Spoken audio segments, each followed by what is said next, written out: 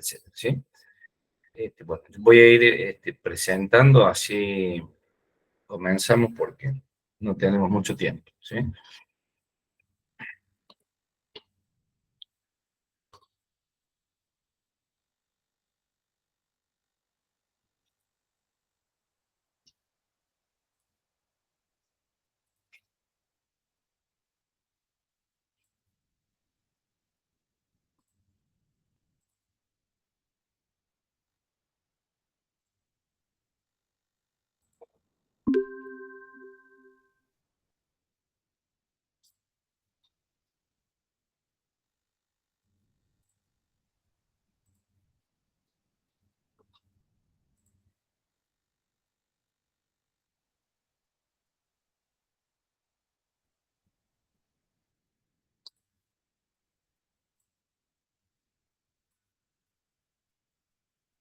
Bueno, muy bien. Ahí me alcanzan a ver bien la pantalla. ¿Me escuchan? Se ve la presentación. Sí, profe.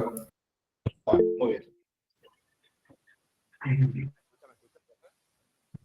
En la clase anterior habíamos visto de obra pública, licitación pública, y estábamos en los sistemas de ejecución de obra pública. Dijimos que podrían ser de manera directa o indirecta, y trabajamos hasta los contratos, al sistema de ejecución por contrato, o sea, indirecto por terceros. Hoy vamos a ver concesión de obra pública, servicios públicos, concesión de servicios públicos, iniciativa privada, contribución por medio de la participación público-privada, ¿sí?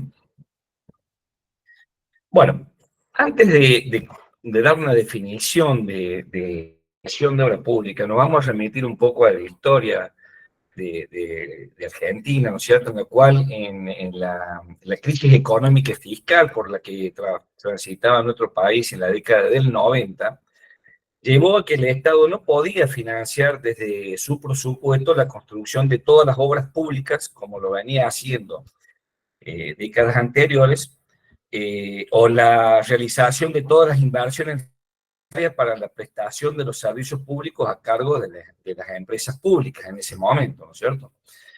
En el caso de las obras públicas, ya por la grave situación económica, es imposible encarar las obras, como habíamos visto en la clase anterior, por la ley de obras públicas, en la cual el Estado era el financiador de la obra, ¿no es cierto? Entonces se buscó otra figura, la aplicación de otra ley que ya estaba en vigencia, que era la ley 17.520 de concesión de obra pública, en la cual que se quiso incentivar al privado para que invirtiera él en la construcción de una obra que le hacía falta al Estado, y que luego, para recuperar esa inversión y el beneficio esperado de la obra, la explotara durante un periodo de tiempo que ya se presta, ¿cierto? Bueno, surge así, a primera, a priori, lo que es la concesión de la obra pública, ¿no es cierto? Y vamos a dar un primer concepto y luego meternos un poquito más en el tema. Vamos a decir que la obra pública es un modo de ejecución de obra pública en el que la administración contrata a una empresa para la realización de un trabajo, la ejecución de una obra o la prestación de un servicio público, y no paga por el precio, un precio por ella como lo hacíamos en el sistema tradicional, sino que la remuneración que se le otorga al contratista es a través de la explotación de la obra nueva que construye el contratista, ¿no es cierto?, en la cual invierte, él mismo hace la inversión, y la explotación es por un periodo determinado de tiempo. Entonces se espera que en ese periodo de explotación el contratista recupere lo que invirtió más el beneficio esperado. Entonces aparecen acá dos sujetos en el contrato de concesión, que es un contrato administrativo. Es el Estado, por un lado llamado concedente, y por el otro lado las empresas particulares, a través de personas físicas o jurídicas, que reciben el nombre de concesionario, ¿vale? El concedente es quien cede a favor de otro la realización de una actividad, la construcción de una obra, y el concesionario es quien recibe el inmueble para ejecutar una actividad a favor de terceros por un precio que será abonado según las modalidades que se convengan en el contrato, que ya vamos a ver cuáles son esas modalidades. Entonces, el Estado concedente ejerce la vigilancia y el control para la adecuada prestación o la construcción de la obra o el servicio. Reconoce al concesionario una remuneración y elabora los estudios, los pliegos, los proyectos de la obra. Y el concesionario, por su parte, tiene a cargo la construcción, la explotación, la organización y gestión de la obra o el servicio. El objeto... Profe, ¿sí? ¿el concedente siempre es el Estado y el concesionario siempre es un privado? Exacto, el concedente siempre es el Estado nacional, provincial o municipal. Y el concesionario siempre tiene Siempre un ser un privado, privado. siempre un Bien. privado. Bien. ¿Cuál es el objeto de la concesión de obra pública? Otorgar al concesionario la prestación de un servicio, o sea, para que preste un servicio que construya una obra que sea destinado para el bien de las personas, para la sociedad. Este contrato de concesión tiene caracteres similares al del contrato de obra pública, es decir, es un contrato bilateral, conmutativo, intuito personal, quiere decir que se ejerce en forma directa, pero acá surge un nuevo carácter que es aleatorio para el concesionario. Es aleatorio que el beneficio que se espera por la construcción de esta obra, la prestación de un servicio, depende de un resultado que es incierto. No sabemos cómo le va a ir al concesionario durante la explotación de esa obra o de ese servicio que va a realizar durante un periodo de tiempo. Por eso es aleatorio. Cuando hablamos de concesión, como decimos, estamos hablando de obra pública o de servicios públicos. Pero ¿qué sucedió en esta década del 90, en la cual el Estado incentivaba al particular para que construyera con su propio fondo las obras y luego la explotara para recuperar, ¿no es cierto? Lo invertido. Que el particular, el privado, tampoco tenía fondos suficientes para afrontar la construcción de una obra. Entonces, si la situación era mala para el pago, por supuesto que también era mala para las empresas o los particulares. Entonces, surgió así la Ley de Reforma Administrativa del Estado, la 23.696 y la 23.696 del año 89. En ese momento, bueno, ya estamos más de 30 años de la sanción de esta ley. Ustedes, la mayoría a lo mejor todavía no habían nacido, pero fue durante el periodo del gobierno del presidente Carlos Menem. En esa época se sanciona esta ley y se produce la privatización de las empresas del Estado, y en la cual esta ley produce una modificación importantísima, la ley de concesión 17.520, es decir, la vieja ley, en la cual esta ley da la posibilidad de otorgar al concesionario sobre obras existentes. Es lo que se conoce como concesión anómala. ¿Qué quiere decir esto? Es decir, que el Estado, como el particular, tampoco tenía manera de encarar obras y tampoco tenía forma de mantener las obras existentes. Y con la recaudación de impuestos o haciendo proyección, tampoco le iba a alcanzar para mantener las obras y para invertir en nuevas obras. Entonces se le dio al particular una obra existente para que sobre esa obra hiciera una inversión inicial de mantenimiento, obras completas, parquizado, construcción de cabinas de peaje, para recaudar, ¿no es cierto?, del usuario fondos suficientes para luego esos fondos le permitan recuperar lo que invirtió inicialmente y luego pueda construir obras nuevas, ¿sí? Obras nuevas que lo vemos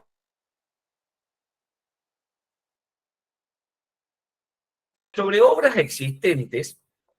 El Estado le permite al concesionario la explotación y administración, reparación o ampliación, mantenimiento o conservación que sean capaces de obtener o conseguir fondos necesarios y suficientes para generar o construir obras nuevas que tengan una vinculación física técnica o de otra naturaleza con la obra ya existente. ¿Sí? Bueno, esto lo van a entender. Supónganse ustedes, este tema de la concesión surge básicamente en los corredores viales, es decir, en las obras viales. Entonces, supónganse en esa época, un tramo de autovía o de ruta del punto A al punto B, el Estado no estaba en condiciones de conservarlo y cada vez se iba a deteriorar más y podía construir rutas nuevas, alternativas, que estén vinculadas con la anterior, ¿no es cierto? Entonces, ¿qué hace el Estado? Bueno, le damos al concesionario este tramo de ruta para que lo mejore, le dé iluminación, ponga servicios de auxilio, construya los peajes, le cobre al usuario por la utilización de esta vía y recupera lo que invirtió y además pueda seguir para construir estos nuevos tramos de ruta, por ejemplo, del punto E al D o del B al C. ¿Sí? Acá, en el gráfico anterior, que dice que tengan una vinculación física. Al hablar de vinculación física, estamos hablando de una continuidad material. Cuando hablamos de una vinculación técnica, es, por ejemplo, la configuración de un sistema como dos plantas generadoras de energía o varias plantas de generadores de energía eléctrica que se integran a un sistema interconectado nacional, o de otra naturaleza, habla que, por ejemplo, la de un sistema vial de accesos a un centro urbano, aunque no guarden una interconexión directa o inmediata con aquella con la cual se percibe el peaje, ¿no es cierto? Entonces, a eso le llamamos vinculación técnica, física técnica o de otra naturaleza. Bien, para que ustedes lo entiendan gráficamente, en una base de tiempos, la ley de obras públicas que hemos visto en la clase anterior, la ley nacional, que es del año 1947, ¿qué pasaba con esto? El Estado construía las obras y el que financiaba la obra era el Estado, no el contratista. Por acá que la obra es financiada por el Estado. En la obra pública por concesión, la 17.520, acá que se pretendía que el contratista hiciera una inversión, luego sobre esa inversión hiciera un cobro, ¿no es cierto? O un recobro, para poder recuperar lo invertido y también lograr el beneficio que esperaba por la ejecución de esa obra. Pero como esto tampoco podía hacer, se dicta la ley de reforma administrativa, en la cual está previsto entregarle al concesionario una obra ya existente para que primero un cobro, luego una inversión y nuevamente un recobro, para poder construir obras nuevas que tengan una vinculación con la anterior. También esta ley se podría haber hecho para solamente, me voy a ir un poquito más adelante, para no solamente la construcción de obra nueva, sino para solamente mejorar y mantener la ya existente.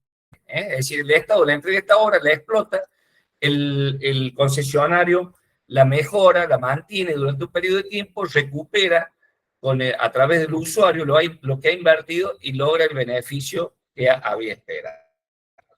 ¿Sí? ¿Lo van entendiendo hasta acá, chicos? ¿El sentido de la concesión? Sí, profe. Sí, profe. ¿Entienden? Bien. Vamos a otra forma de graficarlo. La ley de concesión 17.520, el concesionario construye una obra nueva, luego la explota por un determinado periodo de tiempo y recupera los costos más beneficio esperado. Esto es lo que no se podía hacer en una economía como la que en esa época en Argentina. Pero a través de la ley de reforma administrativa, el Estado le otorga al concesionario una obra existente, la mantiene, la renueva, se explota esa misma obra y eso sirvió para mantener la obra existente, como le decía recién, pero no hay construcción de obra nueva. La otra posibilidad es lo mismo, los mismos pasos, pero acá se explota la obra nueva, se recuperan los costos más el beneficio esperado. O sea, acá hay una construcción de obra nueva, acá hay una construcción de obra nueva, en el caso anterior no la había, y con la construcción de esa obra se la explota durante un periodo de tiempo y se recupera los costos y el beneficio esperado. ¿Está claro? Es importante que entiendan aquí el concepto de la concesión para que podamos seguir adelante. ¿Alguna duda?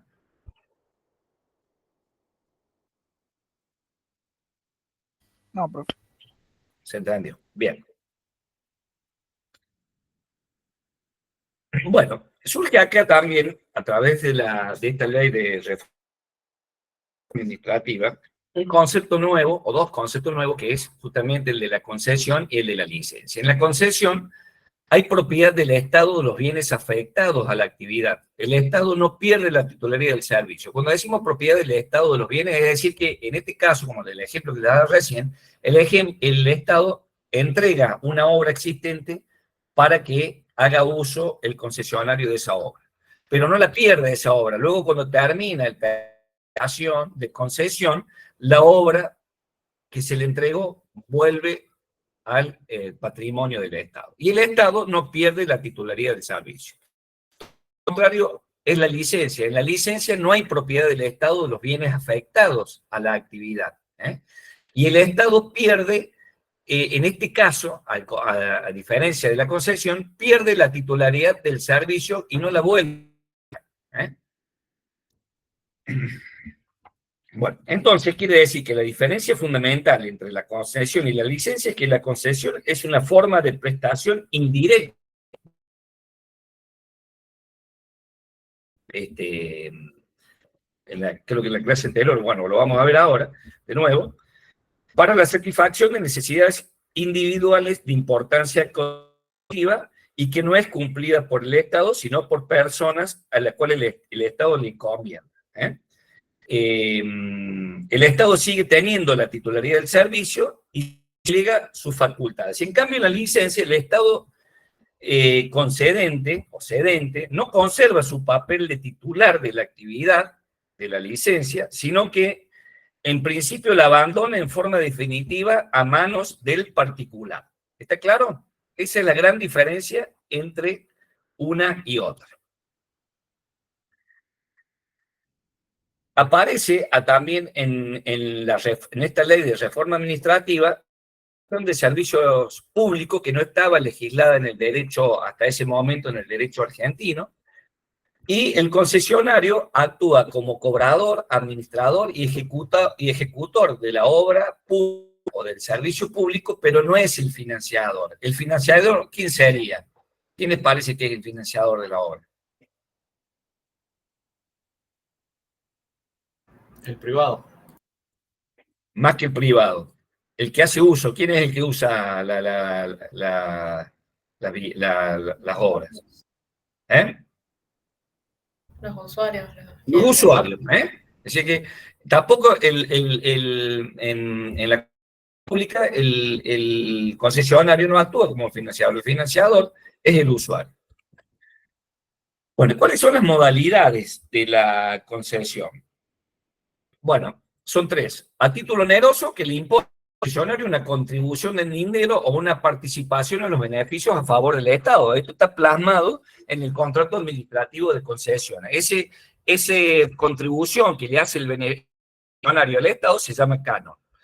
A título gratuito, o sea, no hay contribución de ninguna índole, ni de parte del Estado, ni de parte del concesionario, y puede ser subvencionada por el Estado con aportes parciales que pueden ser reintegrables o no, que también se deja establecido en el contrato de concesión.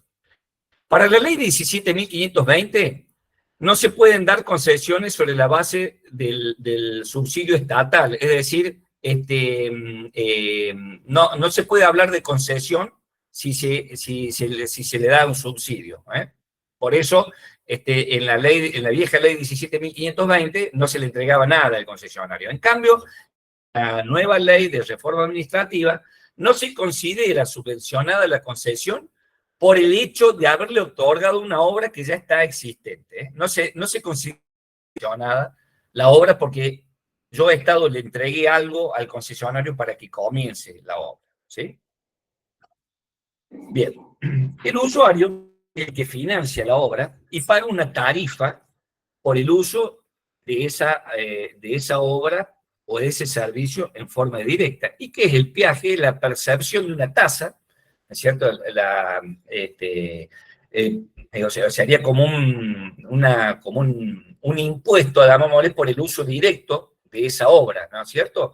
Destinada a construcción y mantenimiento o solo su mantenimiento o conservación, como le decíamos en el ejemplo de la ruta, que solamente puede ser para el mantenimiento. Importa aquí el derecho en favor del contratista de exigir a los administrados un precio por la utilización de la obra. Es una contribución especial. La concesión está garantizada por el cobro del uso de una ruta está garantizada por la Constitución Nacional, que garantiza la libertad de tránsito, pero no habla de su gratuidad. Por eso que el peaje no es inconstitucional. La concesión por peaje se basa en criterios de justicia distributiva, también, que paga únicamente quien utilice el bien o servicio en cuestión. Los procedimientos de selección del particular concesionario son los mismos que hemos visto en la título de obra pública, es decir, puede ser por licitación pública, concurso, remate público, oferta al público, contratación directa, y se deben resguardar los mismos principios básicos que en la obra pública, en la licitación pública, o sea, el principio rector, la buena fe, la transparencia, la publicidad. ¿Cómo se fijan esos valores de la tarifa que tiene que pagar el usuario de una obra o de un servicio público? Las tarifas las fija el Estado a través del Poder Ejecutivo, que es el órgano administrador. Esa tarifa tiene que contar criterios razonables para el usuario y para el concesionario, para no romper el equilibrio de la ecuación económica financiera. Es decir, que la tarifa tiene que ser justa, pero también le tiene que permitir al concesionario recuperar lo que invirtió más el beneficio. Esa tarifa surge de la sumatoria de ciertos factores como son las inversiones realizadas, los gastos de mantenimiento, de funcionamiento, el costo financiero del dinero invertido, depreciaciones que tiene la obra o los equipos utilizados, la rentabilidad esperada dividido la cantidad de usuarios del sistema. Así como la tarifa de la energía eléctrica es igual a la sumatoria del costo de generación de energía más el costo de transporte más el costo de distribución, lo mismo pasa con la tarifa del gas, que es igual a la sumatoria del costo de generación del gas, de producción del gas, del costo del transporte más el costo de distribución. Entonces, esa tarifa tiene que compensar todos esos elementos que le decía recién, la ejecución, la modificación o ampliación o servicios complementarios como los servicios de administración, casilla de peaje, administración del peaje, la reparación, conservación, mantenimiento de la obra, y que puede llegar a la construcción de la obra nueva. ¿Cómo se asegura el éxito de la concesión? O sea, ¿cuáles son los mecanismos que tengan a controlar o actuar en contra del concesionario? Bueno, a través de intimaciones, cuando no cumple, apercibimientos, advertencias, multa, por la prestación directa del Estado cedente, en el caso que no cumpla el concesionario, hace un rescate del contrato, lo vamos a ver ahora, y rescate con pérdidas de garantías y rescisión del contrato. Bueno, el objetivo de la concesión en sí, el servicio público o la prestación de servicios para beneficencia de la sociedad en su conjunto. Y así como vimos anterior la diferencia entre el contrato de obra pública y el contrato de obra en el derecho privado, ahora vamos a ver la diferencia entre el contrato de obra pública y el contrato de concesión de obra pública. Bueno, el contrato de obra pública ya lo sabemos, dijimos que se contrata, el Estado contrata con un particular la construcción de una obra y una vez terminada se le abona al contratista, concluyendo de esta manera las relaciones contractuales. En cambio, en el contrato de concesión de obra pública, una vez finalizada la obra, el constructor queda como concesionario del servicio a que estaba destinada la obra hasta cobrarse su costo más una ganancia razonable. Ese plazo está establecido en el contrato. Se concierta o se realiza con la finalidad posterior de la prestación de un servicio público, porque puede ser también para la ampliación de una red de extra alta tensión del sistema interconectado nacional, ampliación de una red de cloaca, de un servicio de iluminación, con la prestación de un servicio público posterior, pudiendo haber, según el caso, construcción de obra pública nueva o no, como veníamos diciendo recién. Es decir, que gráficamente, en el contrato de obra pública teníamos sujetos intervinientes que, por un lado, era el Estado que contrata y el contratista que realiza la obra. En cambio, en el contrato de concesión de obra pública, el contratista, una vez que terminada la obra, el concesionario de la obra. Por otro lado está el Estado, que es el que contrata con el concesionario, y el particular que hace uso de la obra o del servicio público. ¿Cuáles son las causas de extinción de los contratos administrativos de concesión de obra pública? Bueno, tenemos causas normales y causas anormales. Las causas normales son, por ejemplo, cumplimiento del objeto, es decir, construcción de una obra, provisión de un suministro, la prestación de un servicio, o sea, se cumplió con el objeto. Y la expiración del término o plazo previsto, el contrato se termina o expira porque así lo han determinado la voluntad de las partes. Cuando hablamos de las causas, tenemos la caducidad. La caducidad del contrato se da cuando el concesionario no cumple con sus obligaciones, los pliegos del contrato de concesión. Es decir, que esta medida implica una sanción por parte de la administración al concesionario porque no cumplió las obligaciones contractuales de hacer funcionar el servicio en forma continua y regular. La continuidad y la regularidad son dos caracteres de los servicios públicos. Bueno, esta sanción debe declararse muy graves del concesionario o de un desconocimiento de sus obligaciones en cuanto a la organización y funcionamiento del servicio, ¿no? En la caducidad no hay indemnización del Estado hacia el contratista, al contrario, si el contratista o concesionario le causó el Estado, es el concesionario que tendrá que indemnizar al Estado cedente. Cuando hablamos de rescate, el rescate es la decisión unilateral de la administración, la que por razones de interés público pone fin al contrato antes del vencimiento del plazo fijado en el contrato. Una medida administrativa, digamos, de reorganización del servicio destinada a sustituir la concesión por la ejecución directa. Es decir, cuando el Estado decide continuar con la ejecución del servicio en forma directa. Se dan aquellos contratos que por la naturaleza del objeto suponen que le correspondía o le corresponde originariamente al propio Estado, y que puede ser reasumida por este.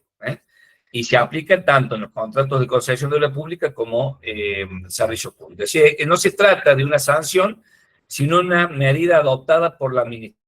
En cambio, en la caducidad se aplica una sanción por incumplimiento del concesionario. Para la realización del rescate del contrato se tienen que cumplir algunas condiciones, es decir, que haya transcurrido un tiempo razonable de la ejecución del contrato, es decir, no se puede hacer inmediatamente a la firma del contrato. Que se haya concesionario un preaviso con anticipación suficientemente válida, Y si el concedente se va a quedar con los bienes del concesionario para prestar en forma directa el servicio, debe pagarle, debe comprarle esos bienes que estaba utilizando y debe indemnizarlo de manera tal que le cubra el daño emergente y el lucro cesante. Cuando hablamos de la rescisión, este tipo de extinción del contrato se da por causa de fuerza mayor que tornan imposible la ejecución del contrato, la renuncia de las partes, generalmente por parte del concesionario, que puede ser por quiebra del concesionario, pero esto no impide la continuidad del que sigue teniendo que prestarlo el Estado en ese caso. Y por prerrogativa de la administración, ya lo vimos en la clase anterior también, o sea, el Estado tiene la o ciertas facultades de cancelar el contrato cuando lo considere oportuno. En ese caso, tiene que indemnizarlo también al contratista. Son las prerrogativas de la administración. ¿Se acuerdan que son las cláusulas que lícitas para el derecho público, pero que serían ilícitas si las aplicamos en el privado? Bien. Terminado concesión de obra pública y antes de pasar a la concesión de servicios públicos, que es prácticamente similar a la concesión de obra pública, vamos a hablar de servicios públicos. Cuando hablamos de servicios públicos nos estamos refiriendo a las prestaciones que cubren necesidades de interés general o interés público y que se dan a través de las funciones que cumple el Estado, de gestión por sí mismo o a través de terceros, por medio de concesión o licencia, pero siempre actuando bajo la fiscalización. Es decir, que puede tratarse de la provisión de agua, luz, gas, teléfono, prestación de servicios de educación, salud, farmacia, taxis, etc. Los servicios públicos se encuentran dentro de las funciones administrativas del Estado. Así, ¿recuerdan que en la clase anterior vimos las funciones del Estado, ¿no es cierto? Entonces, el servicio público de la esfera de las funciones administrativas. Y si analizamos las distintas definiciones de servicios públicos que podemos encontrar en la bibliografía, todos tienen un denominador común que es gestión técnica o material, para la satisfacción de una necesidad pública. Es decir, que estamos hablando de hechos administrativos y que lo puede hacer a través de un ente público o privado, y que está regulada por el derecho público. Donde hay servicios públicos estamos en presencia del derecho privado. Nosotros vamos a adoptar esta definición, que es la prestación que efectúa la administración en forma directa o indirecta para satisfacer necesidades de interés general. Cuando hablamos de la prestación de la administración, tienen por directo o inmediato, podríamos decir, la satisfacción de necesidades de importancia colectiva, siempre teniendo en cuenta el interés público. Directa e indirecta, prestación directa e indirecta, es decir, se hace en forma directa cuando es la propia administración que realiza la prestación. E indirecta, la prestación se lleva a cabo a través de los particulares, de los administrados, ya sea que estos actúan en forma individual o bajo la forma de una figura jurídica, una empresa. Bueno, ¿cuáles son los requisitos para que exista un servicio público? Bueno, la titularidad siempre tiene que ser del Estado. Esa titularidad no puede ser compartida con el concesionario y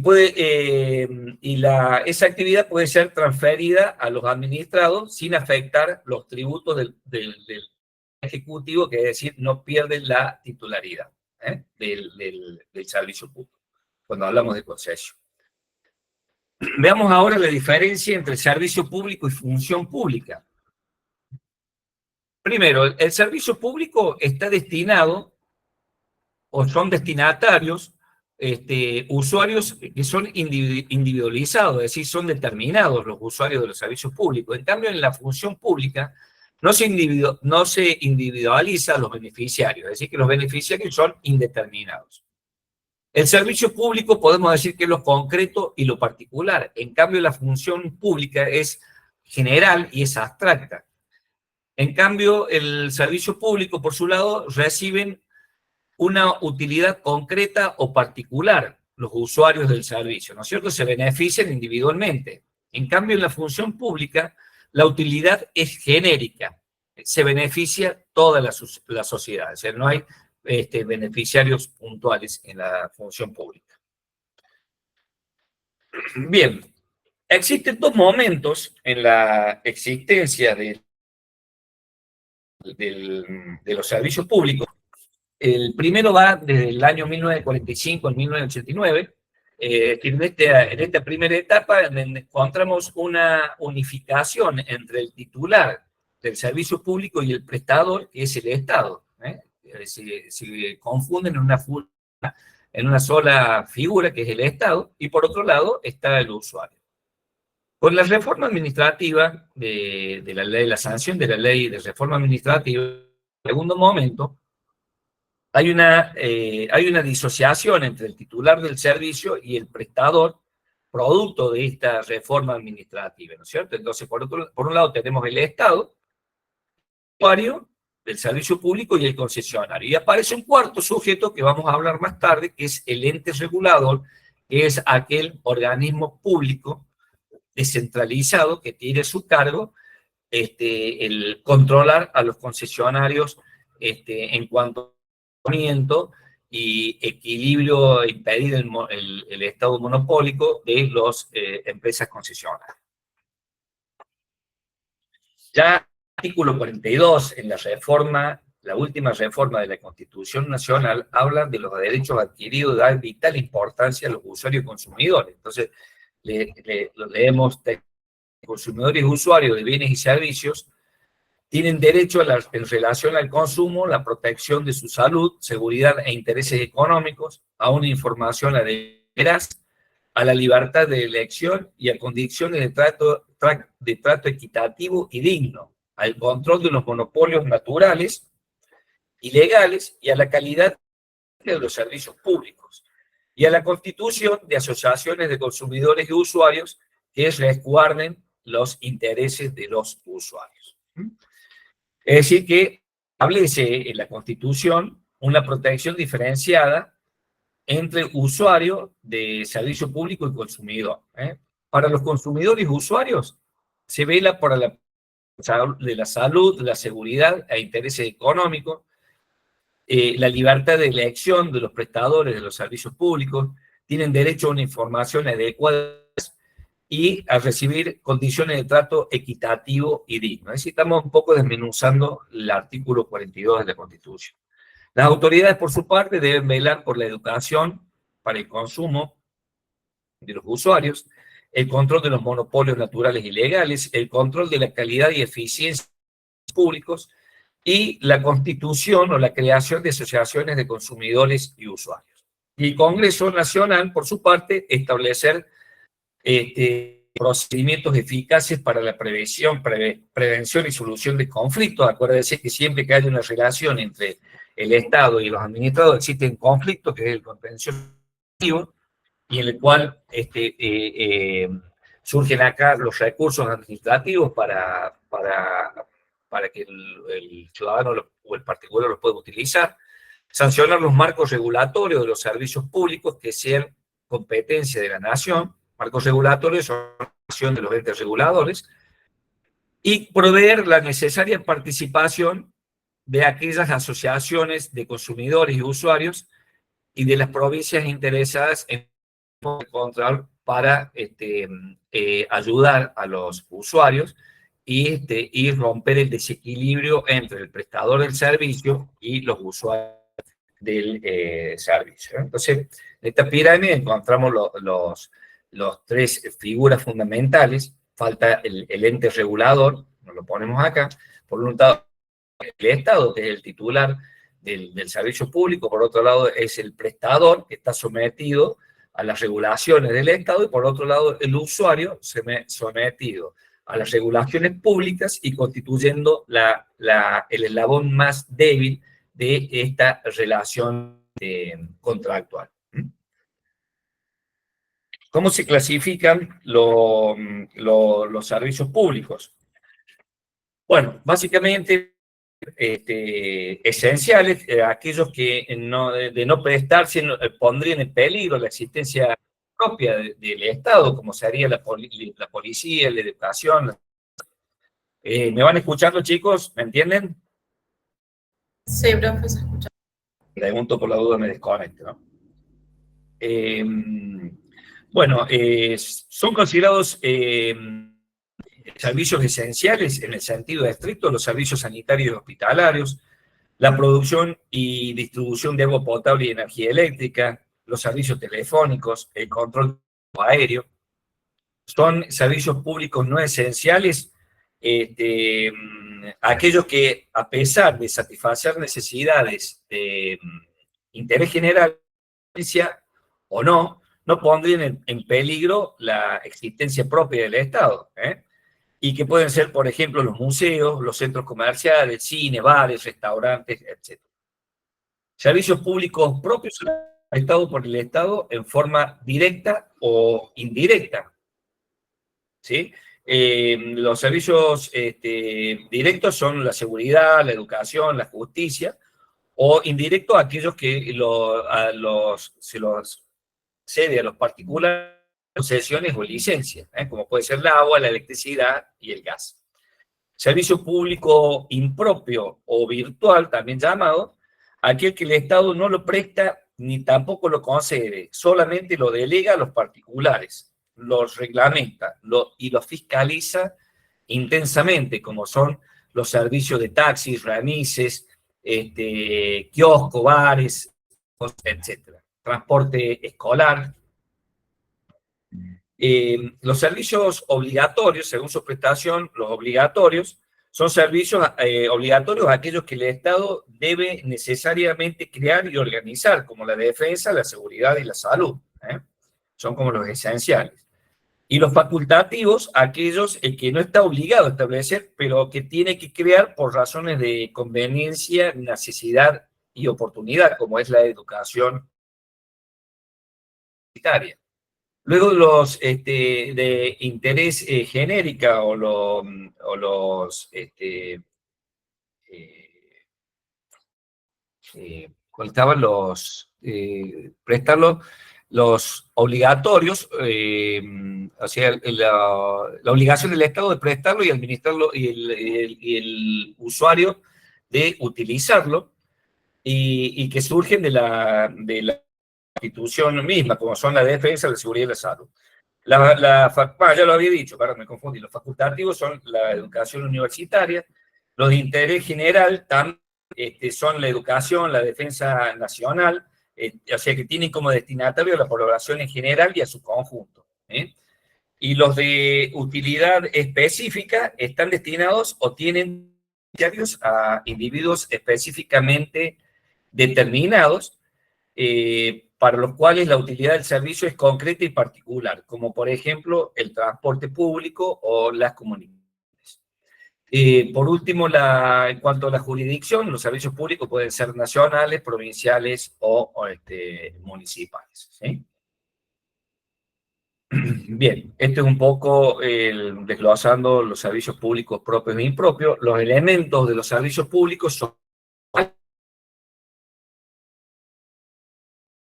básicamente la función propia del Estado de tener que prestarlo, ¿no es cierto? Como cumplimiento de las funciones del Estado, el sujeto que lo presta, siempre una entidad estatal, el fin, satisfacer necesidades de interés colectivo y el régimen regula el derecho público. En cuanto a los caracteres de los servicios públicos son 5, y que son la continuidad, la regularidad, la uniformidad, la generalidad y la obligatoriedad. La continuidad es el elemento esencial de los servicios públicos, hace referencia a que la prestación del servicio por ninguna causa debe ser interrumpida. Es decir, que esta característica hace a la eficiencia de la prestación. La continuidad se asegura de diversas formas, como por ejemplo la no paralización por ningún medio de las actividades, por ejemplo el transporte, excluyendo la huelga y los paros patronales. La huelga y el que suspenden o paralizan la prestación del servicio son considerados por la ley lesivas de los derechos de los servicios públicos, por lo cual se tiende a su regulación. Los bienes afectados a la prestación del servicio no pueden ser objeto de ejecución forzosa, es decir, que los bienes que están prestados, son utilizados para la prestación del servicio público son inembargables. Con respecto a los servicios públicos que se presten mediante concesión, la ejecución por parte de la administración tiende a continuar el ejercicio de la continuidad en el caso de que deje de prestarlo el concesionario. Bien, la regularidad debemos diferenciarla de la continuidad. La regularidad significa que el servicio debe prestarse conforme a reglas preestablecidas o a determinadas normas que están escritas en el contrato de concesión, manteniendo un ritmo. Por ejemplo, la continuidad significa que el servicio público debe prestarse de manera ininterrumpida. En cambio, la regularidad habla del ritmo y el equilibrio que se presta el servicio. Habla, por ejemplo, del horario, la regularidad habla del horario del transporte. La continuidad, que no se interrumpa el servicio de transporte. La uniformidad significa la igualdad de trato en la prestación de los servicios públicos, es decir, de exigir y recibir en igualdad o uniformidad de condiciones sin discriminación de privilegios, ni privilegios. Esto ocurre, por ejemplo, en la prestación de determinados servicios como la electricidad, la telefonía, que están encuadrados en categorías. Ustedes ven en la boleta que existen categorías en la prestación de estos servicios, que puede ser familiar, profesional, comercial o industrial, pero esto no es, no debe ser violatorio, digamos, del principio de igualdad, mientras que en cada categoría el mismo trato o el trato igualitario para los usuarios que se encuentran dentro de ella. La generalidad significa que el servicio puede ser exigido y usado por todos los habitantes sin exclusión alguna ni discriminación de ningún tipo. En cuanto a la obligatoriedad, podríamos decir que es el carácter más importante en lo que hace a los servicios públicos, ya que si bien el servicio continuo, regular, uniforme y general, si quien debe prestar el servicio o realizarlo no estuviese obligado, de nada valdrían los caracteres anteriores. ¿Claro? Bueno, en cuanto a la creación, la organización y la modificación, la paso para que la vean ustedes ahí. Como conclusión de los servicios públicos, lo importante, como dice este párrafo final, no importa quién tiene la titularidad del servicio, si lo presta el Estado o lo presta un particular, que el sentido es satisfacer necesidades para la sociedad y que se haga de la mejor manera posible. Ese es el objetivo, en definitiva, de los servicios públicos, no importando quién lo preste. Y cuando hablamos de concesión de servicios públicos, es prácticamente lo mismo que la concesión de obra pública. Es un contrato por el cual el Estado encomienda a una persona física o jurídica la organización y la prestación de un servicio público por un determinado tiempo. Están los sujetos que es el concedente, el concesionario, y la organización y funcionamiento de la prestación del servicio público son tareas ambas inseparables. El Estado da a un tercero la realización de un servicio público, o sea, en forma indirecta. El tercero no actúa en nombre del Estado, sino que lo hace en forma propia. El contrato es intransferible, tiene que tener la aprobación del Estado. Es temporario el contrato. Bueno, la explotación del servicio, como dijimos, hace importantísimo el concesionario a su propia costa y riesgo. Los caracteres lo mismo, bilateral, oneroso, intuito personal. Los derechos del concedente, del concesionario y las obligaciones de ambos también es leerlo, no me voy a detener acá porque si no, no llego con el tiempo.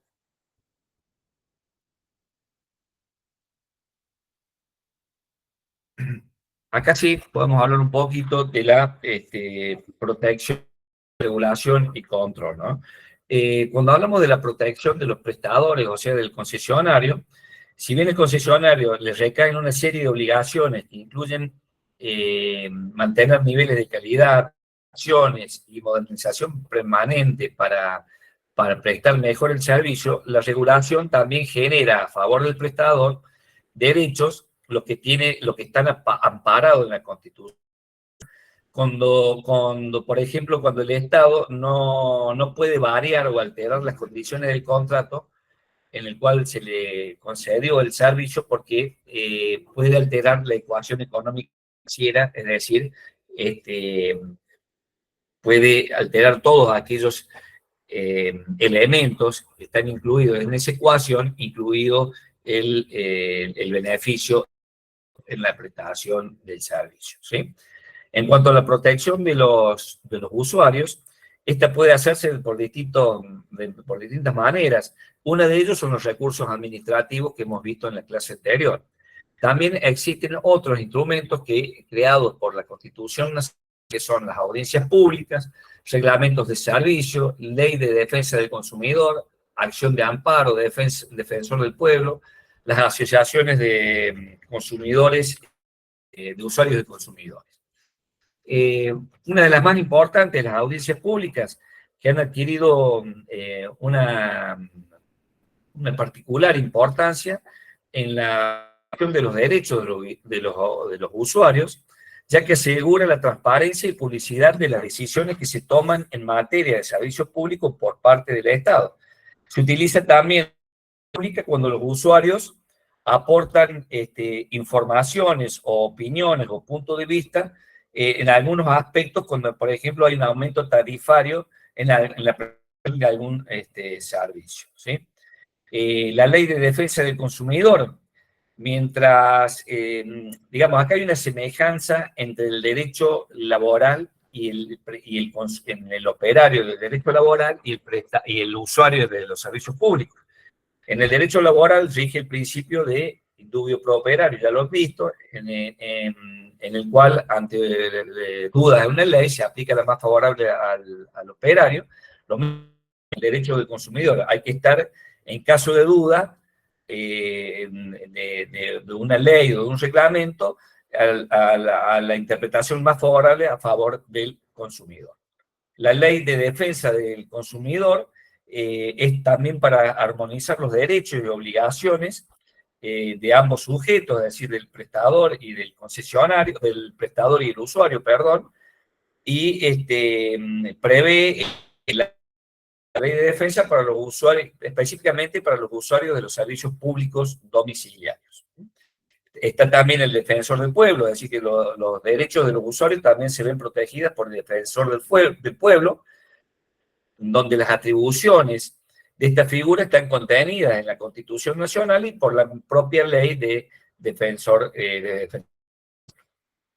Y por último, las asociaciones de usuarios y consumidores, que son organizaciones no gubernamentales sin fines de lucro, que tienen por finalidad orientar a los usuarios, dándoles información que por general no tienen acceso y le brindan asesoramiento, ¿sí? En cuanto al marco regulatorio, para asegurar la calidad, eficiencia, calidad de la prestación del servicio, es decir, lograr esos caracteres que debe tener el servicio público, crear los marcos regulatorios que se ven reflejados a través de los entes reguladores, y que también el control lo realiza la Auditoría General de la Nación y los usuarios a través de las audiencias públicas. ¿Cómo se clasifican los servicios públicos o qué tipos de concesiones? También lo vimos cuando vimos actos administrativos. ¿Se acuerdan que las concesiones podrían ser unilaterales y bilaterales? Vimos en aquel momento cuando se le daba algún derecho a un ciudadano que no lo tenía, por ejemplo, cuando se le daba la nacionalidad. En este caso, a través de un acto administrativo consistente en el otorgamiento de un derecho de uso privativo o excepcional de un bien del dominio público. Por ejemplo, la concesión de minas. Se constituyen en los particulares nuevos derechos o nuevas capacidades.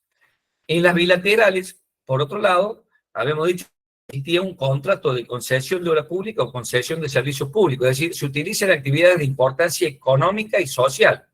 Hay una transferencia del ejercicio de funciones del Estado al concesionario.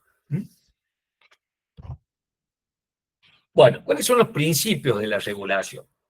Es decir, los entes reguladores son descentralizados que tienen poder de decisión propia, patrimonio propio, es decir, que se abastecen por sí solas, y hay un ente regulador para cada servicio público. Ya lo vamos a ver ahora, que hay para la energía, para el gas, etc. Entes autárquicos trabajan con transparencia y equidad. Hay una protección de abuso, del abuso monopólico del concesionario, amplio control interdisciplinario del ente regulador, porque el ente regulador es un equipo interdisciplinario, permite la incorporación de nuevos usuarios y hay una reducción de la carga burocrática administrativa. Hay a nivel nacional entes reguladores para cada servicio. Por ejemplo, el ente regulador de la energía eléctrica, el Enargas del gas. Acuérdense que la energía eléctrica, el servicio público la concesión del servicio público de energía eléctrica es concesionado, mientras que la del gas es a través de una licencia, la prestación de servicio. La Comisión Nacional de Comunicaciones, la CNC, la regulación del transporte, CNR. Bueno, y así, y a nivel provincial, cada provincia tiene su ente regulador, que para el caso de la provincia de Córdoba es el ente regulador de servicios públicos de Córdoba, llamado ERCEP, que inicia en materia de provisión de agua, energía eléctrica, transporte urbano, y la red de acceso. Bueno, ¿cuál es el rol fundamental del ente regulador? Es decir, que el ente regulador tiene el poder del control sobre el poder monopólico del concesionario y la defensa del usuario, ¿no es cierto? Estos tres sujetos que intervienen, el ente regulador tiene como finalidad velar para que el concesionario cumpla con el contrato de concesión, haga inversiones, mejore y cada día preste mejor el servicio para el cual ha sido concesionado. Y debe tener la tarifa que le cobra al usuario, tiene que tener cierto equilibrio. Por eso ponemos aquí que el ente regulador tiene un deber constitucional y legal, buscar achicar la desigualdad existente, es decir, fortalecer la debilidad relativa del usuario. El ente regulador debe compensar ese poder monopólico de los regulados que tienen los usuarios con el peso del control que debe sobre ellos, sobre el concesionario, y una mayor defensa del usuario. Es decir, ¿cómo logramos este equilibrio para que el poder monopólico no absorba al usuario? Es a través del control del ente regulador sobre el concesionario. ¿Está claro, chicos? ¿Lo entienden? ¿Me escuchan? Sí, profe. O sea, lo fundamental no es la función principal del ente regulador controlar que el concesionario cumpla y que lo haga bien, sino que achicar esa diferencia entre el poder monopólico que existe entre el concesionario y el usuario. Es decir, fortalecer el usuario y achicar el poder monopólico con el peso del control. Entonces acá hemos visto que en el segundo momento de los servicios públicos teníamos, si trazamos dos ejes perpendiculares tenemos en el extremo superior el Estado nacional del usuario. El concesionario hemos visto que aparecía un cuarto sujeto que tiene ente regulador, que para este caso de la provincia es el ERCEP. Bien. El Estado Nacional con el concesionario se vincula a través de un marco regulatorio y un marco de concesión. El concesionario con el usuario un marco regulatorio y un reglamento de servicio. Entre el usuario y el ente regulador, a través de un marco regulatorio y un reglamento de servicio. Entre el Estado y el ente regulador a través de un marco regulatorio. Y por último, entre el concesionario y el ente regulador, un marco regulatorio, un reglamento de servicio y un contrato de concesión. ¿Sí? O sea, ese es un poco cómo se vinculan los sujetos que intervienen en este esquema de regulación de los servicios públicos. Esta es una estadística del año 22 de los reclamos que llegan al ente regulador de la provincia de Córdoba. Fíjense que los que tienen mayor reclamo son los correspondientes a la energía eléctrica, casi 100%. Luego le sigue el transporte urbano en un 18%, luego el vial el 2%, las comunicaciones el 1%, y por último el agua, las concesiones la tiene Aguas Cordobesa, en un 13%. ¿Sí? Muy bien. Pasamos ahora, en el tiempo que nos queda, a ver los otros tres sistemas de ejecución de obra pública, que son la iniciativa privada, la contribución y por mejores, la participación pública privada. ¿Alguna duda antes de pasar a esto, chicos? Profe. ¿No? Bueno, ¿qué es la iniciativa privada? Bueno, es un instrumento jurídico, como dice acá, que tiene por objeto estimular la inversión privada para la elaboración y el desarrollo de proyectos de interés público para el Estado, brindando así a los particulares la posibilidad de colaborar en la gestión administrativa. Es decir, ¿qué quiere decir esto? Es un instrumento por el cual se le permite a un particular presentar un proyecto de una obra o de un servicio que pueda ser de interés para el Estado Nacional, que tenga una finalidad pública. Es decir, no para hacer la obra, sino simplemente para presentar una idea. ¿Sí? Esa idea que presenta un particular, recibe el nombre del proponente, luego se puede materializar a través de un contrato de obra pública, una concesión de obra pública o la prestación de un servicio público o la concesión de un servicio público, en la cual ese promotor que trajo la idea también puede participar en la ejecución del contrato, o sea, puede ser parte de la ejecución de la obra o de la prestación del servicio. Es decir, que el objetivo es desarrollar proyectos que tengan un interés público, como por ejemplo un proyecto hotelero, una planta industrial, un puerto, un establecimiento carcelario, una obra de infraestructura, etc. Donde la selección contratista para la ejecución de esa obra que presentó la idea el proponente, un particular, puede hacer de dos formas, a través de una licitación pública o de un concurso de proyectos integrales que hemos mencionado en la clase anterior, que yo les había dicho que lo vamos a ver ahora. Bien, para que ustedes lo entiendan, sería así. Ustedes saben que en el sistema tradicional de obra pública, ya lo hemos repetido muchísimas veces, la administración pública realizaba el proyecto oficial de una obra, ¿no es cierto? Un proyecto ejecutivo de una obra pública, y para realizarla utilizaba el sistema de selección para elegir al contratista que va a llegar luego a firmar el contrato de obra pública. Ese es el sistema tradicional. En cambio, acá en la iniciativa privada, el privado presenta un proyecto por iniciativa privada contemplado en la Ley de Reforma Administrativa. Este proyecto llega a la administración pública y la administración lo evalúa para ver si es de su interés, es decir, si es económicamente viable y va a cumplir un interés o una función pública, o sea, va a satisfacer necesidades de la sociedad, y si no cumple con esos objetivos, puede no aceptarla y es como si nada hubiera pasado, ¿no? Pero interés, si es de su interés, se sigue el siguiente paso, que es la declaración de utilidad pública, en la cual, en la generalidad de los casos, se llama a audiencias públicas para ver si esa obra es de interés público.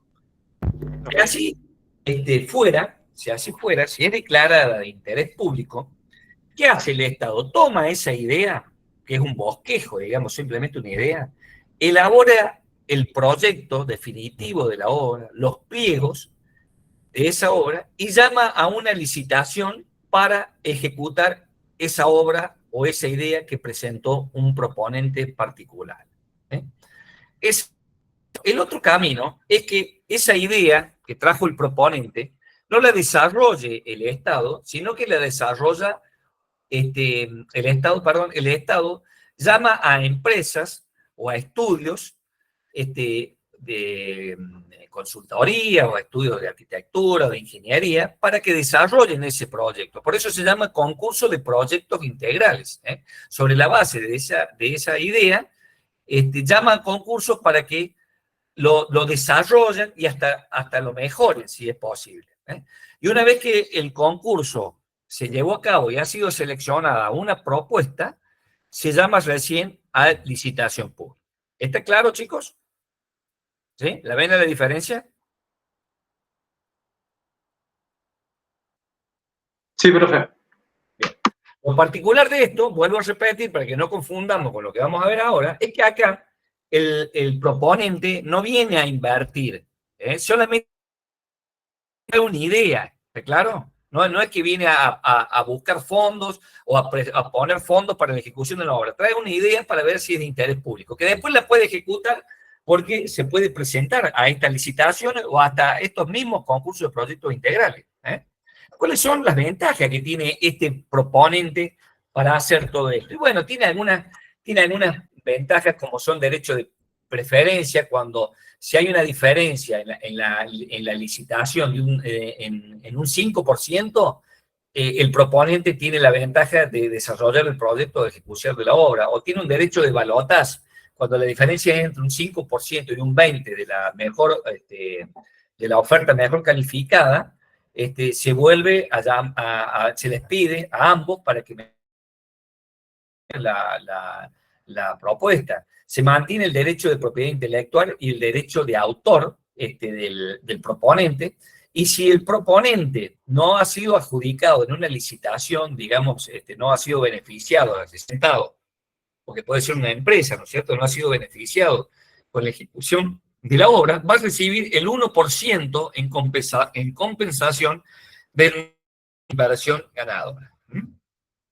Tienen algunas ventajas que pueden llegar a ser interesantes.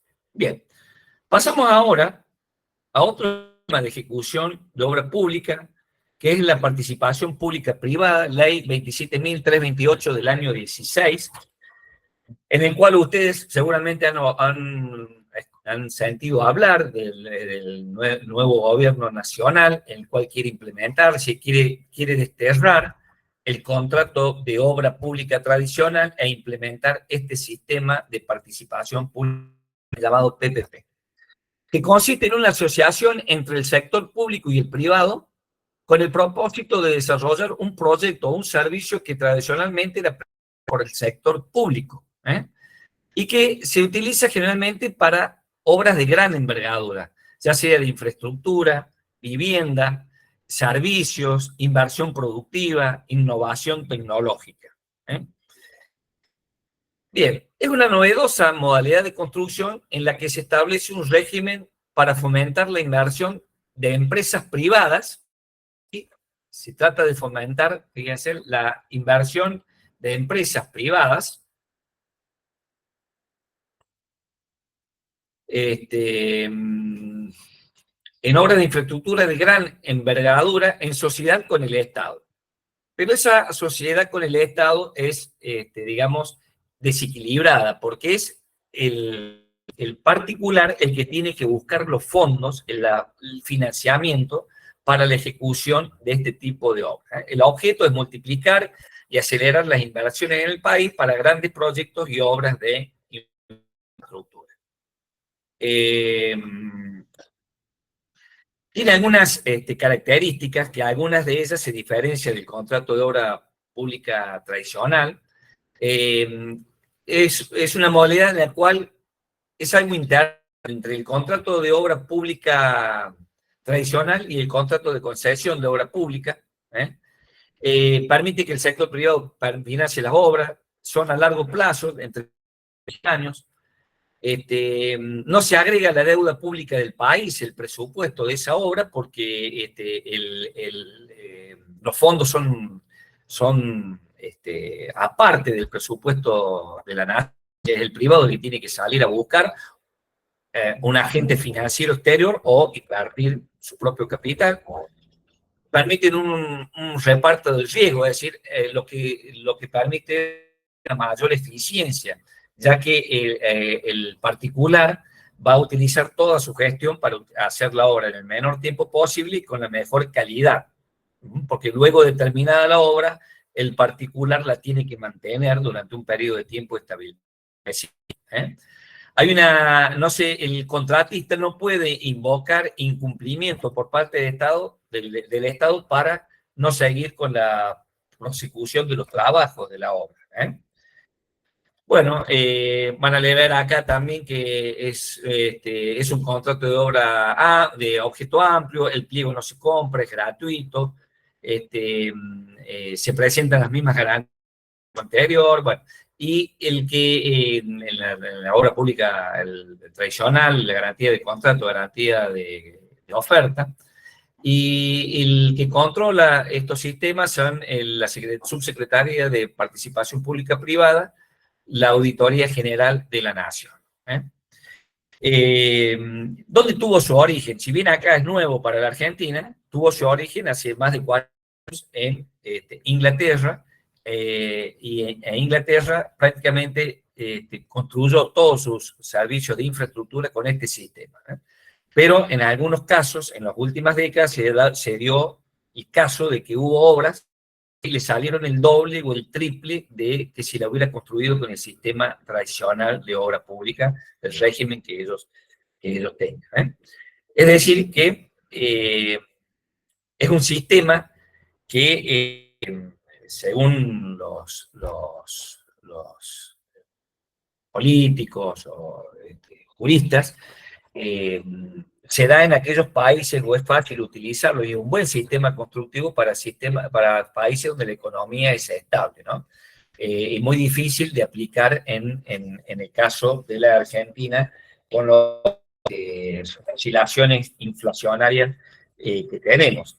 El gobierno anterior al actual lo quiso introducir a través de la construcción de corredores viales que abarcaban 5 provincias, entre ellas Córdoba, y con un plazo a 15 años, con una inversión inicial de $8.000 millones, en el cual se establecía en el contrato de participación público-privada que el particular tenía que conseguir los fondos para la ejecución de la obra, si estaba establecido el plazo en el contrato de PPP de 12 meses.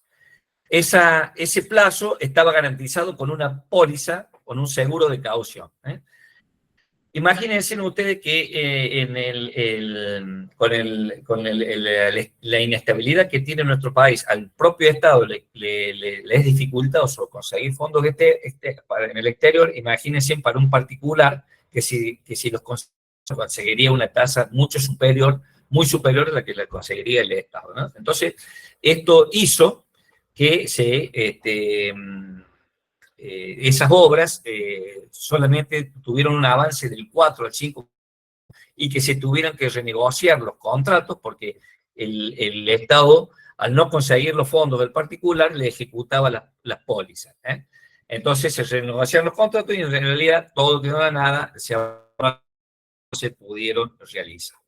Pero es un buen sistema constructivo en el cual en América Latina lo utilizó Chile, Bolivia y Perú.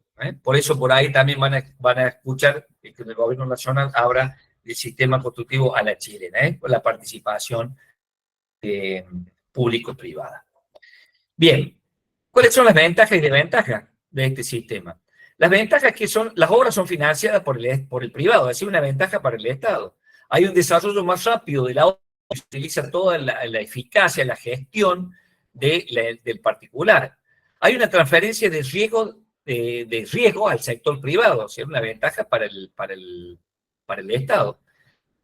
Liberación de fondos del Estado para realizar otras obras, como le decía recién. Y la ventaja para el privado, que puede participar en proyectos que no serían posibles sin la propia participación del Estado. ¿Cuáles son las desventajas? Primero, que haya una mala elección del proyecto. Esa mala elección del proyecto puede ser que la obra no sea redituable. Al no ser redituable, genera en la confección de los contratos. Esa falla en la confección de los contratos genera mayores renovaciones recurrentes, mayores costos de financiación. Puede haber una mala administración de los contratos de PPP, etc. Es decir, esos son los pros y los contras de este sistema. Si comparamos con los otros sistemas que hemos venido viendo hasta ahora, no está inserto acá el de la administrativa.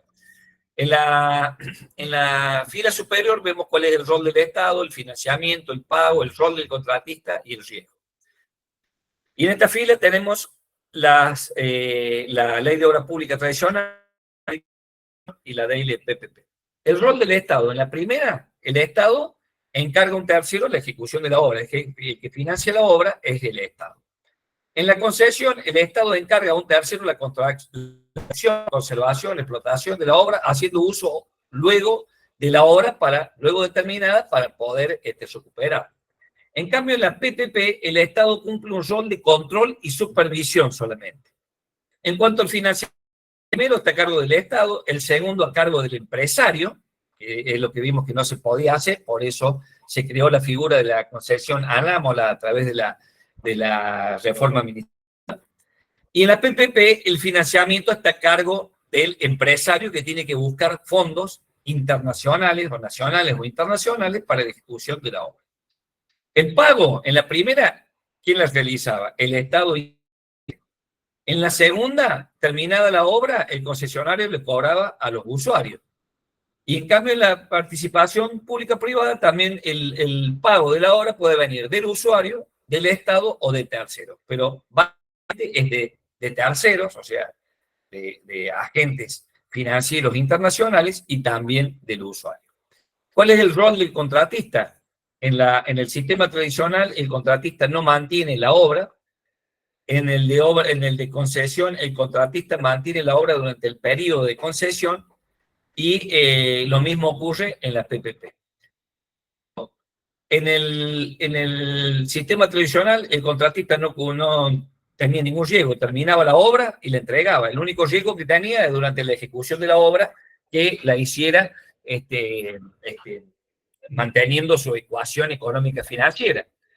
En la concesión, los riesgos recaen sobre el contratista, obviamente, porque es el que invierte. En cambio, en las PPP hay un reparto del riesgo, donde el 90%, por decirlo, el riesgo lo tiene el particular y el resto el Estado. Bien, ¿alguna duda de ahí de las PPP, chicos?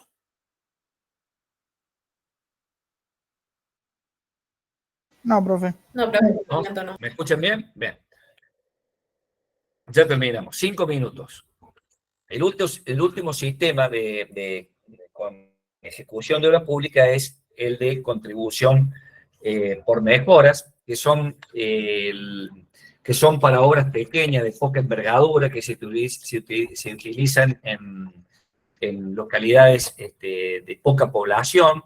También puede ser en la ciudad, por ejemplo, la ciudad de Córdoba, pero en determinadas áreas pequeñas, donde el fin fundamental de la contribución por mejora es que la ejecución de una obra pública hace incrementar el valor venal del inmueble, y de todos los inmuebles que están afectados por esa obra en mayor o menor medida, ¿no es cierto?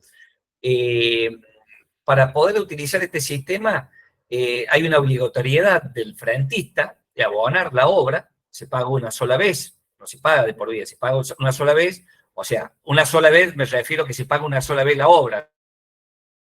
El pago puede ser en cuota o de una sola cuota, que tiene que haber una obra pública y que produzca esa obra un valor de la propiedad. Ese valor de la propiedad se genera no solamente por la construcción de la obra física ya terminada, sino también por el potencial que genera saber que en ese lugar se va a construir una obra pública, como por ejemplo la pavimentación de una avenida, la construcción de un puente, la iluminación de un sector, la ejecución de una obra de infraestructura de red de cloaca, la provisión de agua potable, etc.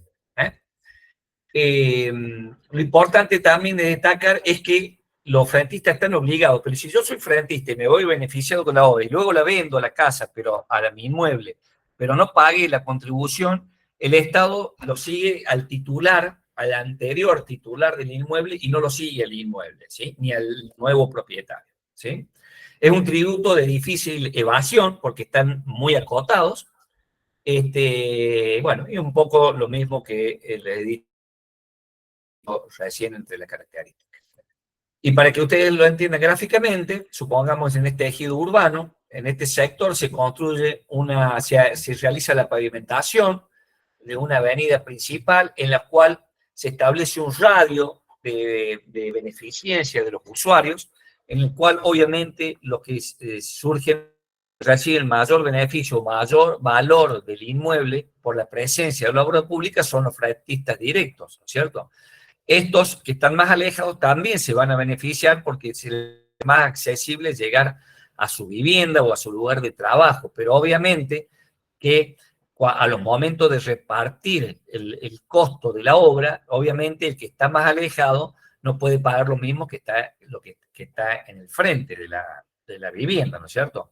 Para eso es el Estado el que establece esa proporcionalidad. Lo mismo para la construcción de un puente de dos zonas de la ciudad que están incomunicadas, quedaron incomunicadas, se construye esta obra, entonces los que están más cerca a la realización de esta obra se verán beneficiados de aquellos que están más alejados. Lo mismo ocurre con una obra de iluminación, ¿sí? Bueno, y me olvidé de decirle como ejemplo también de iniciativa privada, caso concreto para la provincia de Córdoba, es la red de acceso que tiene a su cargo, la red de acceso a Córdoba, que es Caminos de la Sierra. Esa figura jurídica nació como una iniciativa privada presentada por una empresa local de la provincia de Córdoba, ¿sí? Bueno, con esto, chicos, damos por finalizado la clase de hoy. Si tienen alguna duda, antes de pasar a la encuesta, para dejarlos liberados, me avisan, me dicen si hay algo que no entendieron. Yo entré tarde. ¿Las diapositivas desde cuál empezaron? Que veo que son como 200. Bueno, son 200 si sumamos lo de la clase anterior, ¿no es cierto? Ahora le vamos a agregar las correspondientes a la clase de hoy, ¿sí? Ah, bien, porque ya me había asustado. No. Bueno, ¿alguna duda, chicos? ¿Algo que no haya quedado en el tintero? Hola. Por el momento no, profe. Profe, tengo dudas Sí. respecto a las clases. Tengo entendido que esta es la última clase que tenemos sincrónica. ¿La semana que viene tenemos clase? ¿Cómo? ¿La semana que viene hay clases? Sí, entiendo que sí, no tengo... Pasa que nos dijo el profe Ingrid de Maya que el sábado que viene, el lunes que viene es feriado por la Fundación de Córdoba, creo. Por San Jerónimo, profe.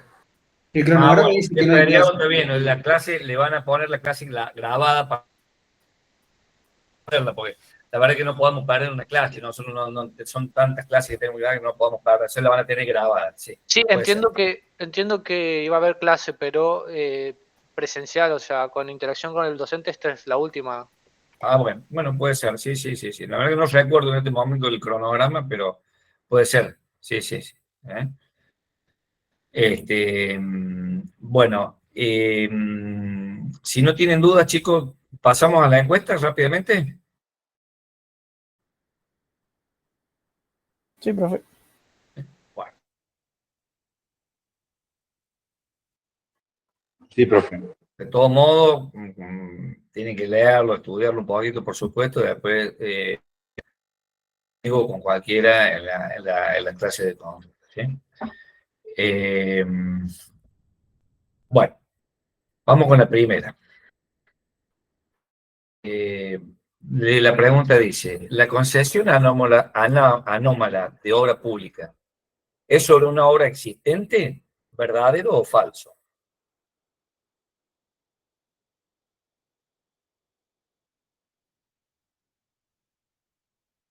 Muy bien. Me parece muy bien que hayan entendido entonces el concepto de concesión.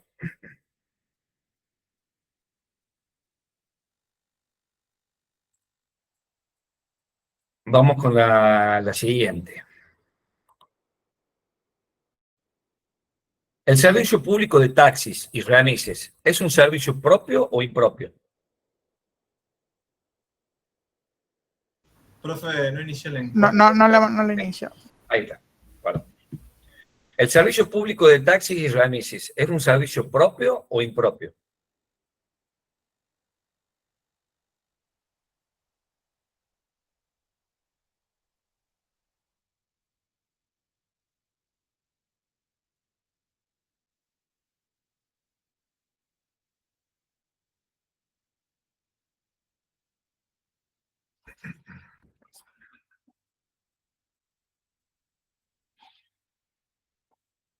Bueno, es impropio, es impropio. Recuerden que hay un servicio impropio, en el cual no lo presta ni lo concede el Estado, sino que se lo da a los particulares y simplemente el Estado tiene el control.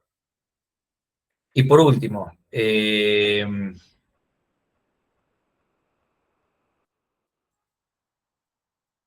a ver qué pasó con esta.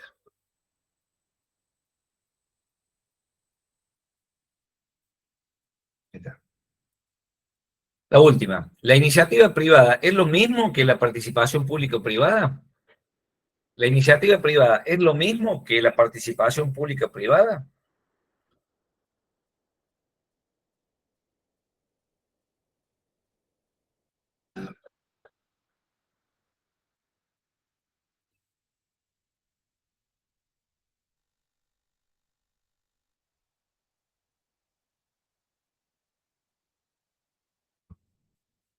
Bueno, muy bien, chicos, la verdad que han estado bien. No es lo mismo, ¿no es cierto? Es falso. Recuerden que la iniciativa privada, el iniciador o el proponente solamente presenta una propuesta, pero no la va a financiar luego a la obra o a la ejecución del proyecto. En cambio, la participación pública y privada, sí, el particular tiene que buscar los fondos necesarios para hacer la obra. Bueno, pero muy bien, todo bien. Entonces han atendido la clase.